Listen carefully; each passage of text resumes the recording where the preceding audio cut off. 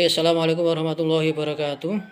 Saya Muhammad Fadluddin, nomor absen 21 dari kelas Ekonomi kelas 1B, mata kuliah Pengantar Ekonomi dengan dosen pengampu Dr. Juni Iswanto SEMM. Akan mempresentasikan masalah tentang sistem ekonomi terpimpin dan sistem ekonomi Pancasila di Indonesia. Sistem ekonomi terpimpin di Indonesia berlaku di tahun 1959 sampai 1665. Pada tahun 1959, Presiden Soekarno mengeluarkan dekrit presiden yang menetapkan sistem ekonomi terpimpin. Latar belakang munculnya sistem ekonomi terpimpin yaitu setelah kemerdekaan Indonesia, perekonomian Indonesia sangat bergantung pada kolonial Belanda.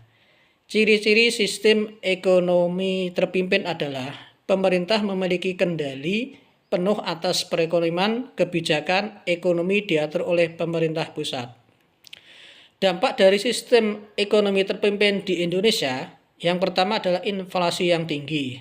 Yang kedua, ketergantungan pada utang luar negeri dan kemiskinan yang meningkat. Sistem ekonomi Pancasila di Indonesia. Sistem ekonomi Pancasila di Indonesia berlaku di tahun 1966.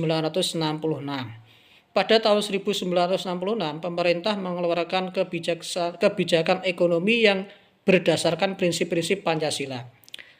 Latar belakang munculnya sistem ekonomi Pancasila yaitu setelah jatuhnya Presiden Soekarno.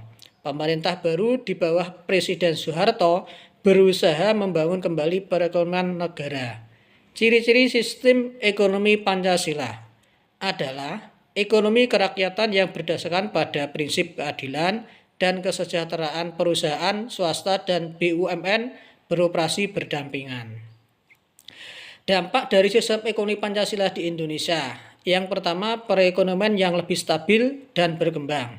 Yang kedua, kemiskinan yang menurun. Dan yang ketiga, kualitas hidup yang meningkat. Dan sekian dari saya. Semoga bermanfaat. Kurang lebihnya mohon maaf. Assalamualaikum warahmatullahi wabarakatuh.